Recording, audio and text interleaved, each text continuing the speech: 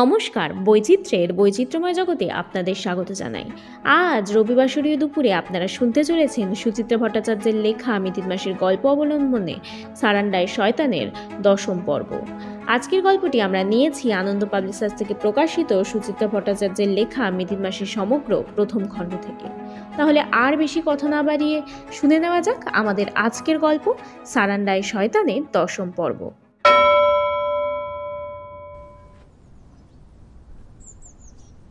কাক ভোরে রেঞ্জ অফিসে চলে গেছে সার্গিয়া মিতিনের চিঠি নিয়ে। একটু পরে মিতিনও রওনা হলো মেঘাতুবুরু একাই। টুপুরের খুব ইচ্ছে ছিল যাওয়ার, কিন্তু তাকে নিল না মিতিন, পার্থকেও না। জঙ্গলের রাস্তা বিপদসংকুল বটে, তবে নজরুলের ওপর মিতিনের যথেষ্ট ভরসা আছে। বাকিরা বরং সকালে একটু এদিক ওদিক ঘুরুক। সকালটা বেজায় ফাঁকা ফাঁকা লাগছে। মিতিন মাসির ওপর অভিমান হচ্ছে টুপুরের মনে মনে। রাতেও তো মিতিন মাসির কথা শুনে মনে হয়েছিল টুপুরকে সে সঙ্গে নেবে। শেষ পর্যন্ত কেন যে টুপুরকে কাটিয়ে দিল। এখনও কি টুপুরকে ঠিক ভরসা করতে পারে না মিতিন মাসি? আস্থা জন্মায়নি এখনও টুপুরের ওপরে। সার্গিয়ার বদলে সুমায়া আজ রান্নাঘরে। উনুন জ্বালিয়ে ময়দা টয়দা মেখে দিল সুমায়া। ঝটপট লুচি ভেজে ফেললেন সহেলি। দুপুরের রান্নার ভারও আজ সহেলির ওপর। রেঞ্জ অফিস মাইল 10 দূর, পোরঙ্গায়। সাইকেলে গেছে সার্গিয়া। এই পাহাড় জঙ্গলের রাস্তা ঠেঙিয়ে কখন ফেরে তার ঠিক কি। সহেলি কুটনো কুটছেন। সুমায়া সামনের কাঁঠাল গাছ থেকে একটা কচি এঁচোড় পেড়েছিল সকালে। সহেলি আজ বড় করে এঁচোড়ের ডালনা রাঁধবেন, সর্ষে দিয়ে ডিম। সুমায়া হাতে হাতে সাহায্য করছিলেন তাকে। এমনিতেই অবশ্য সুমায়ার আজ অনেক কাজ। ঘরদোর পরিষ্কার করবে, জলটল তুলবে, কাচাকুচিও আছে কিছু। হ্যারিকেনের চিমনিগুলোতে কালি পড়েছে, সেগুলোও ভালো করে মোছার জন্য নির্দেশ জারি করেছেন সহেলি। পার্থ টুপুরকে বলল, চল আমরা একটু থালকোবাদটা সার্ভে করে আসি।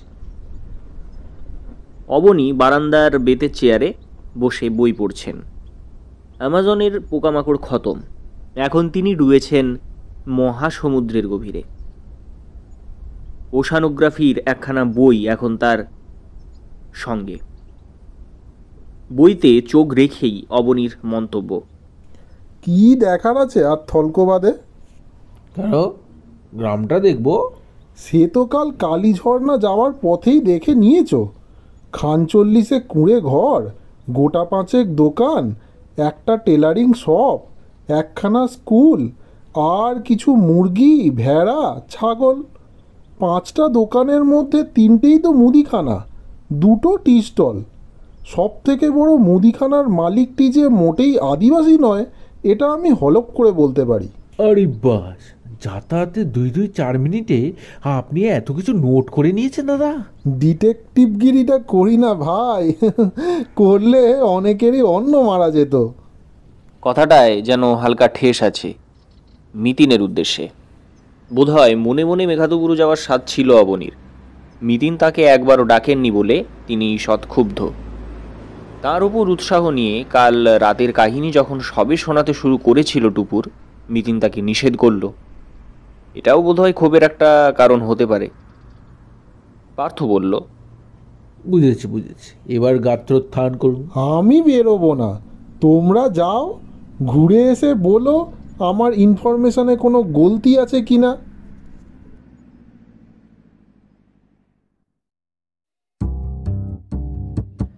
অগত্যা বেরিয়ে পড়ল টুপুররা। আগে আগে লাফাতে লাফাতে বুম বুম। বিট অফিসারের কোয়ার্টার পেরিয়ে ডান দিকে মেঠো পথ। রাস্তার দুধারে থলকোবাদ গ্রাম। গভীর জঙ্গলের মধ্যেও থলকোবাদ মোটেই পাণ্ডব বর্জিত এলাকা নয়। গ্রামে লোকবসতি আছে ভালোই। ছোট্ট একটা বাজারের মতোই দেখা যাচ্ছে। সাইকেল চড়ে আদিবাসীরা এসেছে বাজারে। শাকসবজি কেনাকাটা করছে। একটা দোকান উগ্র গন্ধে ম ম করছে। বাইরে বেঞ্চিতে বসে আদিবাসীরা শালপাতার দোনায় পান করছে কি যেন একটা। পার্থই বলে দিল পানীয়টা মহুয়া। অবনীর কথা মতো দর্জির দোকানও দেখা গেল, একটা বড় মুদিখানাও। মুদিখানাটার মালিক সত্যিই এক গৌরবর্ণ মধ্যবয়সী পুরুষ, এবং তিনি যে আদিবাসী নন এক ঝলকেই চেনা যায়। স্কুলটাও রাস্তার ধারে। কালটুপুর নজর করেনি। বেশ বড়ই বলা যায় স্কুলটাকে। একতলা পাকা বাড়ি, ভেতরে কম করেও খান দশেক ঘর আছে। সামনে বিশাল মাঠ। ফুটবল পেটাচ্ছে কয়েকটি আদিবাসী কিশোর এই সকালবেলাতেই। কখন এদের স্কুল বসে? নাকি থলকোবাতে এখনো বসন্তের ছুটি? স্কুলটাকে দেখতে দেখতে টুপুর বলল,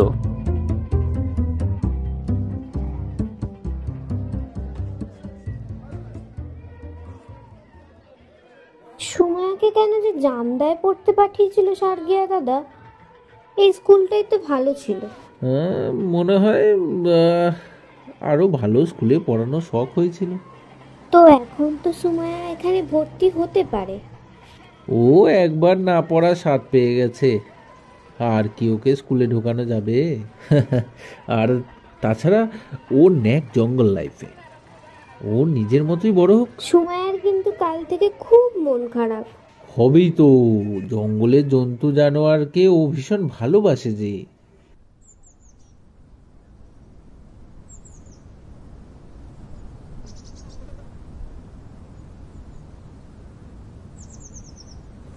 স্কুল পেরিয়ে ছোট ছোট ক্ষেত, কচি সবুজ ধান গাছে নরম গালিচার মতো লাগছে পুরো ক্ষেতগুলো।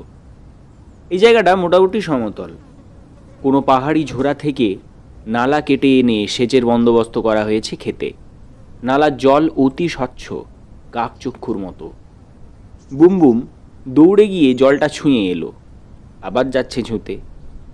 খেলা। গ্রামের শেষে ফের জঙ্গল। প্রথমে হালকা, ক্রমশ ঘন। কচি শালপাতায় সবুজ হয়ে আছে গাছগাছালি। পাখি ডাকছে পিক পিক। গ্রামে চড়া রোদ ছিল, এখন সূর্য অনেক কম। জঙ্গলের মধ্যিখানে এক জায়গায় এসে দাঁড়িয়ে গেল পার্থ। বলল, একটু পুর চোখ বুঝ, চোখ বুঝ। কেন? বোঝ না। বুম বুম, তুইও চোখ বন্ধ কর। চোখের পাতা একটুখানি বন্ধ রাখতেই এক অপার্থিব অনুভূতি। প্রায় নিস্তব্ধ জঙ্গলে টুপ টুপ টুপ টুপ শব্দ হচ্ছে এক টানা, যেন ফোঁটা ফোঁটা বৃষ্টি পড়ছে। পার্থ বলল, শব্দটা কিসের বলতো? কিসের? ফুল ঝরছে অবিরাম, পাতা খসছে। একটা স্ট্রেঞ্জ ব্যাপার লক্ষ্য করেছো মেশো? শাল সেগুন গাছের নিচে কত ফুল পড়ে থাকে, কিন্তু মহুয়া গাছের নিচটা একেবারে ফাঁকা। মহুয়া গাছের ফুল কি ঝরে না? ঝরে, কিন্তু থাকে না, সাফ হয়ে যায়। বুঝেছি, আদিবাসীরা ওই ফুল দিয়ে নেশা করার মহুয়া বানায়। শুধু নেশার কাজে নয়, মহুয়ার ফুল ফল আরও অনেক কাজে লাগে রে। ওই ফুল কিংবা ফল সেদ্ধ করে খাদ্যবস্তু হিসেবে খায় আদিবাসীরা, পেট ভরানোর জন্যে। মহুয়া ফলের বীজ থেকে তেল বার করে ওরা রান্না বান্না করে। মহুয়ার খোল ব্যবহার হয় সার হিসেবে, গরু ছাগলেও খায়। ওই খোলের ধোঁয়ায় মশা পালায়। টুপুর দিদি, ওই দেখো খরগোশ। যাক, তোর তবে আর একটা অ্যানিমেল দেখা হয়ে গেল, কি বল? খরগোশগুলো কি লাভলি। ইস, মিতিন মাসি মিস করলো। কিছু মিস করেনি রে, তোর মাসি এখন আসল ওয়াইল্ড অ্যানিমেলের পেছনে ছুটছে। কিন্তু মেঘা তো বুড়োতে মিতিন মাসি কি করতে গেল বলো তো? মনে তো হলো কাউকে ফোন টোন করবে। টেলিফোনের ছোট নোট বইটা তো নিয়ে গেল দেখলাম। শুধুই ফোন? আরও কিছু প্ল্যান আছে হয়তো, আমাদের এখনই জানাতে চায় না।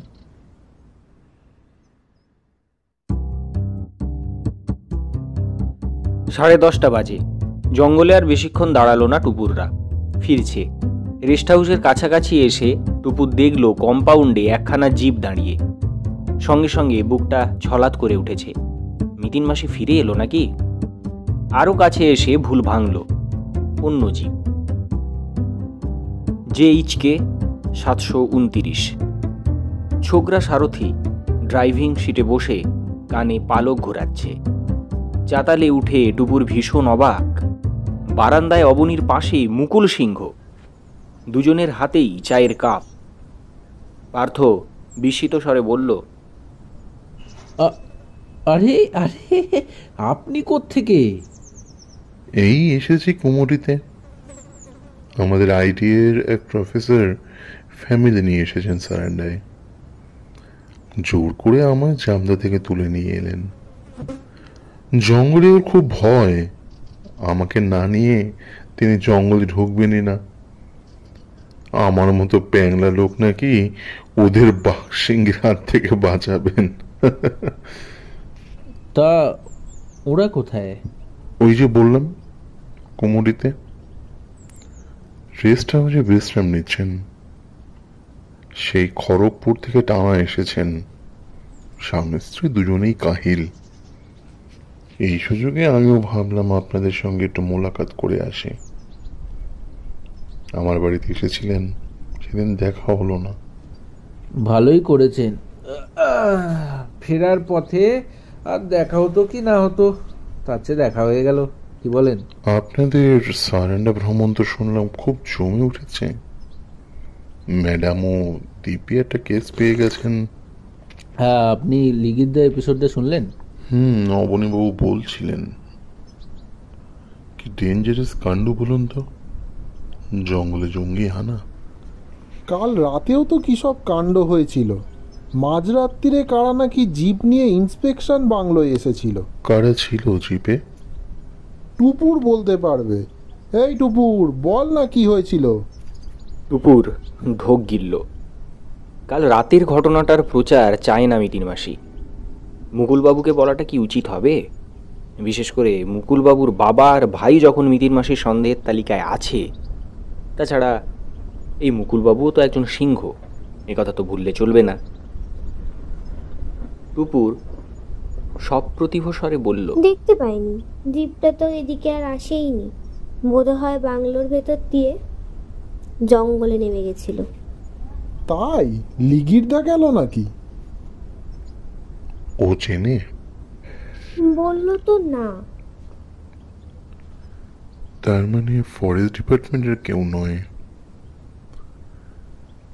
অনেক সময় রাত্রিরে উল্টো পাল্টা পাবলিকও চলে আসে। অনেকেরই তো রাতে জঙ্গল দেখার নেশা। তারা পারমিট টারমিটের পরোয়া করে না, চৌকিদারকে পয়সা খাইয়ে হুটহাট বাংলোয় ঢুকে পড়ে। অথচ আপনারা, জেনুইন টুরিস্টরা গভর্নমেন্টকে পয়সা দিলে ওই বাড়ি ভাড়া পাবেন না। জঙ্গলের কানুন বোধহয় এরকমই হয় নাকি? জঙ্গলের কানুন? ভালো বলেছেন তো।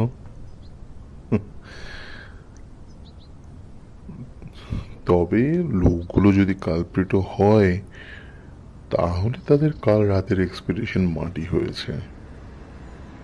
আপনার মিসেসের নুন ফেলে দেওয়ার আইডিয়াটা ব্রিলিয়ান্ট। হ্যাঁ, মিজিনের মাথায় চটপট বুদ্ধি এসে যায়। দেরি না করে আজই রেঞ্জ অফিসে খবর পাঠিয়ে দেওয়াটাও ভালো কাজ হয়েছে। যদিও ফ্র্যাঙ্কলি স্পিকিং, এখানকার রেঞ্জ অফিসারগুলোর ওপর আমার খুব ভরসা নেই। কেন? ওরা তো সব ওই কি বলে, ঢাল নেই তরোয়াল নেই, নিধিরাম সর্দার। গোটা সারেন্ডায় আপনি সাঁকুরলে 20খানা রাইফেল পাবেন কিনা সন্দেহ। আমার স্ত্রী বোধহয় চাইবাসাতেও ফোন করবে। Good, very good. যদি কিছু করতে পারে তো ডিস্ট্রিক্ট অফিসই পারবে। মনে হয় ম্যাডামের দৌলতে হাতিটা বোধহয় এবার রেহাই পেয়ে গেল। ডিএফও সাহেব হুকুম ছাড়লেই জঙ্গলের সমস্ত গেট সিল হয়ে যাবে। ব্যাস, তখন কালপ্রিটদেরও পালানোর রাস্তা সব বন্ধ। ব্যাটাদের ধরে আচ্ছাসে জেলে চাক্কি পেছানো দরকার। হাতির মতো একটা প্রাণীকে অ্যাটাক করবে, ছি ছি ছি ছি ছি ছি। শুরু হয়ে গেল হাতি প্রসঙ্গ। সারান্ডার জঙ্গলের অজস্র হাতির কাহিনী উপকাহিনী শোনাতে লাগলেন মুকুল। কোথায় 2 হাতিতে নাকি টানা 24 দিন লড়াই চলেছিল, কিভাবে একটা বাচ্চা হাতিকে উদ্ধার করেছিল অন্য হাতিরা, পাগল হাতিকে কেন বাকিরা দলে রাখে না, এইসব নিয়েই বিভিন্ন আলাপ আলোচনা। গল্পের মাঝেই রান্নাঘর থেকে সহেলির আবির্ভাব। সহেলি মুকুলকে বললেন, এবেলা আর ফিরবেন কেন? ড্রাইভারকে ছেড়ে দিয়ে আমাদের এখানেই 4টি খেয়ে নিন, তারপর চলুন করমপদা, মধু বাবার দর্শন করে আসি। উত্তম প্রস্তাব। ফেরার পথে আমরাই নয় আপনাকে কুমড়ি ছেড়ে দিয়ে আসব। জানেন তো, আমার শ্যালিকার আজ সকালে কুমড়ি যাওয়ারই প্ল্যান ছিল। ওরে বাস, অসম্ভব। কেন? প্রথমত আমার সঙ্গীরা 3টের মধ্যে জঙ্গল ছাড়বে, আমাকে ওদের সঙ্গে সঙ্গেই থাকতে হবে। দ্বিতীয়ত আমার ওই মধু বাবাতে কোনো আকর্ষণ নেই, কারণ আমি কোনো বুজরুক সাধুতে বিশ্বাস করি না। মধু বাবা বুজরুক? মাফ করবেন, ভেলকে দেখানো সাধু মাত্রই বুজরুক। এই নিয়ে বাড়িতে আমার ভাইয়ের সঙ্গে কত তর্ক হয়ে গেল। বিকাশের আবার এসবে খুব বিশ্বাস। ও মধু বাবার কাছে তো 12 দিনে ঘুরে গেছে, একবার বৌমাকে নিয়েও এসেছিল। 12টা বাজলো, এবার আমি চলি। ম্যাডামের সঙ্গে আজ দেখা হলো না। বাই দা ভাই, আপনারা যেন ফিরছেন কবে? শনিবার রাত্রিটা চাইবাসায় থেকে রবিবার চক্রধরপুর, ওখান থেকেই আশা করছি ট্রেন ধরবো। ও আচ্ছা, আমার রিটার্ন নেক্সট রবিবার। পারলে শনিবার চলে আসুন জামদায়, আমি হোল ডে বাড়িতেই আছি।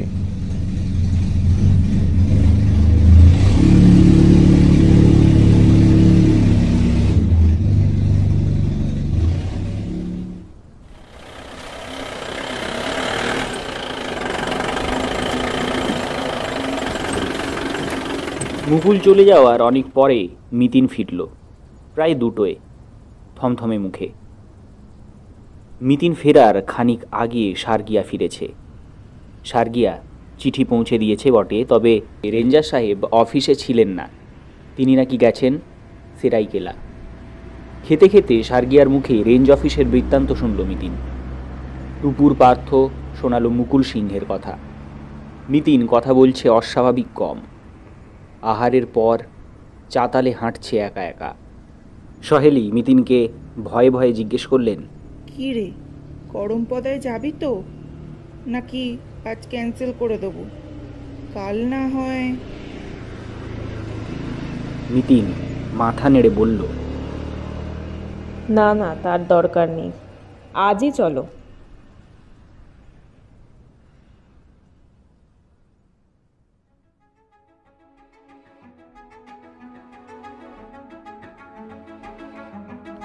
এতক্ষণ আপনারা শুনছিলেন সুচিত্রা ভট্টাচার্যের লেখা সারান্ডার শয়তানের 10ম পর্ব।